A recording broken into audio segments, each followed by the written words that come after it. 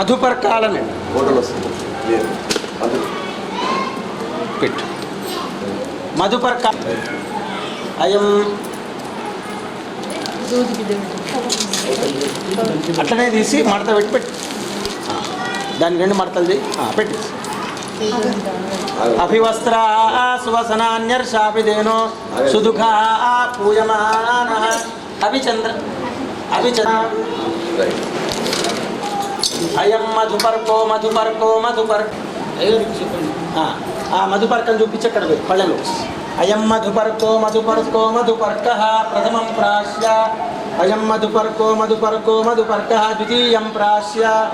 అయం మధుపర్కో తృతీయం ప్రాశ్య. చతుర్థం తూష్ణీ. ఆశ్రమంలో ఉన్నప్పుడు వరుడు తన కుమారుడికి గాయత్రి మంత్రాన్ని ఉపదేశం చేస్తూ ఇది వేస్తాం. ఆ రెండవ యజ్ఞోపవీతాన్ని ఇప్పుడు మనం వేస్తున్నాం. అందరూ గట్టిగా చెప్పండి. యజ్ఞోపవీతం పరమం పవిత్రం ప్రజాపతేర్యత్ సహజం పురస్తాతు ఆయుష్యమగ్ర్యం ప్రతిముంచ శుభ్రం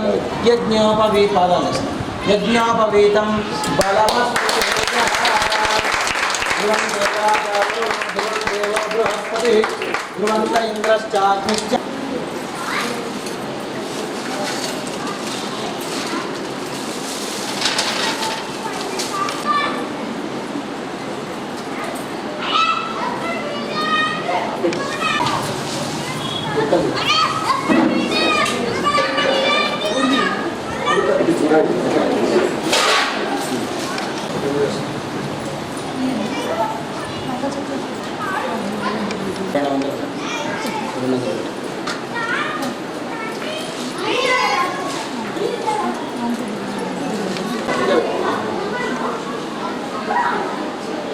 మీరేం చేస్తారమ్మా? నీళ్ళు పోస్తుంది. ఇప్పుడు కన్యాదానం అనే కార్యక్రమం జరుగుతున్నది. అందులో మహాసంకల్పం మన భారతదేశంలోని ప్రదేశాలు ప్రాంతాలు మహాజలోగస్య మధ్యే పరిభ్రమమాణ అనేక పోస్తూ ఉంటుంది.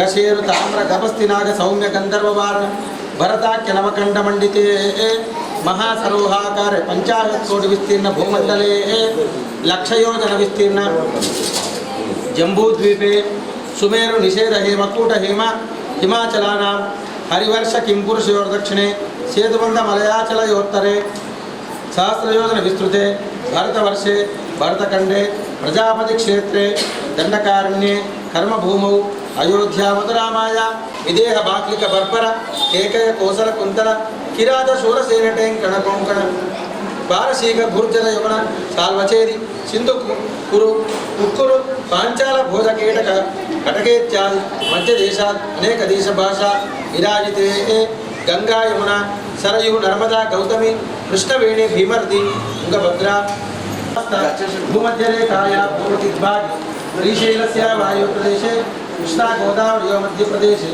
అంబికా సమేత గ్రహేశ్వర స్వామి దేవాలయే శివసన్నిధౌ పరబ్రహ్మ నియుక్తస్య సకల జగత్సృష్టు పరార్థత్వే జీవినః కారణబ్రహ్మణః 50 వత్సరే ప్రథమ తృతీయ ముహూర్తే 28 కలియుగే ప్రభవా సంవత్సరాణాం మధ్యే స్వస్తి శ్రీ విశ్వావసనామ సంవత్సరాణి జన్మ ప్రభృతిభిః ఏతత్ క్షణ పర్యంతం మనోవాక్కాయ పాపానాం మహాపాతక ఉపపాతి శ్రీ పరమేశ్వర ప్రీత్యర్థం. అందరూ కూడా జాగ్రత్తగా వినండి. వివాహం అనేది ఒక వ్యవస్థ. వివాహం అనేది ఒక వ్యవస్థ. ధార్మికమైనటువంటి సంతానం వంశాభివృద్ధి జరగడానికి తనకంటే తక్కువ వయసు గల స్త్రీని పురుషుడు సగోత్రము కాకుండా వివాహం జీవనాన్ని గడపడానికి మన మహర్షులు అనేవాళ్ళు ఒక వివాహ వ్యవస్థను ఏర్పాటు చేసినారు. లేకపోతే కలియుగంలో కొని బాధలు పడకుండా మనకు పూర్వీకులైనటువంటి మహర్షులు మన భారతీయ సనాతన ధర్మంలో మన పూర్వీకులు మన తాతలు అమ్మమ్మలు తండ్రులు ఏదైతే శంకరుడికి జన్మ లేదు, ఆయన స్వయంభు పార్వతీదేవి శంకరుణ్ణి వివాహం చేసుకోవడానికి మేనకాదేవి చాలా బాధపడ్డది. ఆ శంకరుడేంది, ఎద్దునెక్కి తిరగడమేంది, ఆ మంచు కొండల్లో ఉండడమేంది, శ్మశానంలో పడుకోవడమేంటి, ఆయన ఎట్లా పార్వతీదేవికి సకల సౌకర్యాలు కలగజేస్తాడు, జీవన విధానం ఎలా ఉంటుంది, కనీసం ఆ పర్వతంలో కైలాస పర్వతంలో ఒక ప్రత్యేకమైన గది లేదు, ఎక్కడ ఉంటారు, ఎలా ఉంటారు, ఆయన చూస్తే 3 కళ్ళ వాడు, ఎద్దునెక్కి తిరుగుతాడు, పులితోలు కప్పుకుంటాడు, ఏనుగు చర్మాన్ని ధరిస్తాడు, అటువంటి వాడికి మీరు ఎవరైనా పిల్లనిస్తారా? సాఫ్ట్వేర్ ఇంజనీర్, మహిళకు ₹1,00,000 ప్యాకేజ్, సంవత్సరానికి 30 ప్యాకేజ్, लाख ప్యాకేజ్, गाड़ी होना, बंगला होना, वो होना, हैदराबाद में जॉब होना, सब बाद में डुबा दे. కాబట్టి అట్లా కాకుండా అయితే వివాహంలో పురుషుడు అనేవాడు ధార్మికంగా ధనాన్ని సంపాదించాలనే ఉన్నది. కాబట్టి ధనము సంపాదించి కుటుంబ పోషణ చేసుకునే వాడికి వివాహం చెయ్యాలి. కాబట్టి శంకరుడికి చూస్తే ఎటువంటి ఆదాయం లేదు. ఆయన పరివారం చూస్తే ప్రమదగణాలు, భూత ప్రేత పిశాచాలు, ఏవేవో జంతువులు, వాళ్ళని చూస్తే భయం వేస్తున్నది. పోని అందగాడ అంటే కాదు, కనీసం మారుతి కారు, ఆల్టో కూడా లేదు. కాబట్టి ఎట్లా ఇవ్వాలి ఎద్దునెత్తికి తిరిగేవాడికి? నేను ఇవ్వను అన్నది. అప్పుడు సప్తఋషులందరూ వచ్చి, అమ్మా పార్వతీ పరమేశ్వరులు ఈ జగత్తుకే తల్లిదండ్రులు, వాగర్థావివ సంపృక్తౌ వాగర్థ ప్రతిపత్తయే జగత పితరౌ వందే పార్వతీ పరమేశ్వరు. శబ్దానికి రూపానికి తేడా లేదు. అటువంటి వాళ్ళు మీ ఇంట్లో జన్మించినారు, నీకు అల్లుడు కాబోతున్నాడు. అటువంటి వాళ్ళకు సంపదలు అవసరం లేదు.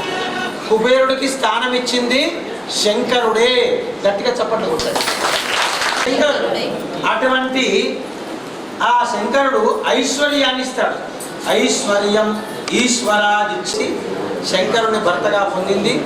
ఎటువంటి చింతించే అవసరం లేదని చెప్పి సప్తఋషులు చెప్తే అప్పుడు మేనకాదేవి శంకరుడికి పార్వతిని ఇవ్వడానికి అంగీకరించింది. అంటే చాలు, చూడు వచ్చినట్టే. తూర్పు తిరిగి దండం పెట్టంటే దేనికి అర్థము? ఆరోగ్యం బాగుపడడానికి. కాబట్టి ఆరోగ్యం కొరకు సూర్యుడి యొక్క ఆరాధన చెయ్యాలి. అటువంటి శంకరుడు అభిషేకో శివుడిని ఎట్లా అయినా సరే అని చెప్పి విష్ణుమూర్తికి బాధ్యత అప్పచెప్పిన. ఆ విష్ణుమూర్తి శంకరుని తయారు చేసి రహస్యంగా ఒక స్టిల్ ప్రాణ చమత్కారం.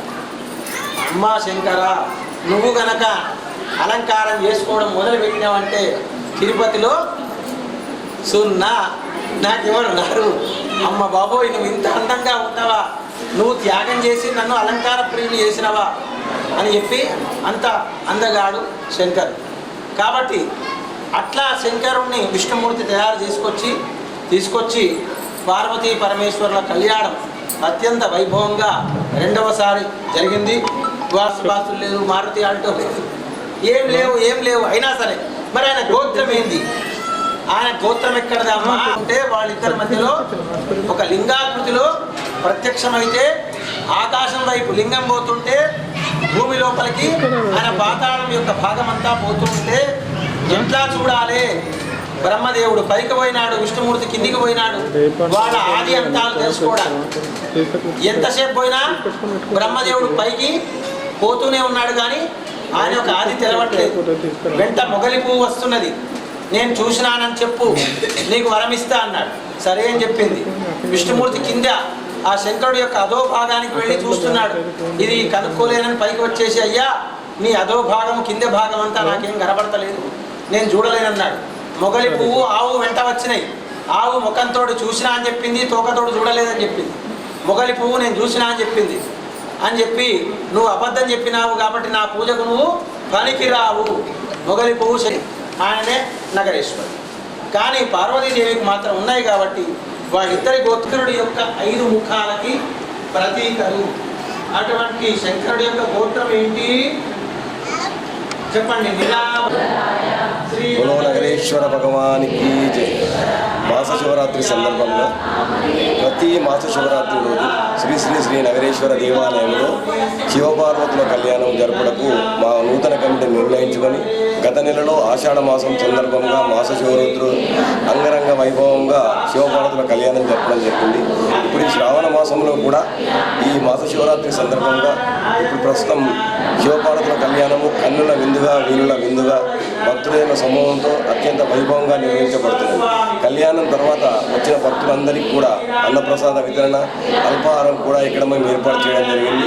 దీనికి సహకరిస్తున్న భక్తులకు, దాతలకు అందరికీ కూడా మా దేవాలయ కమిటీ తరఫున ప్రత్యేకంగా కృతజ్ఞతలు కూడా తెలియజేసుకుంటా ఉన్నాం. బోలో నగరేశ్వర భగవానికి జై. సభ్యుల దగ్గర పేరు రాయించుకొని ఆ కళ్యాణంలో పాల్గొనవచ్చు. ఇప్పుడు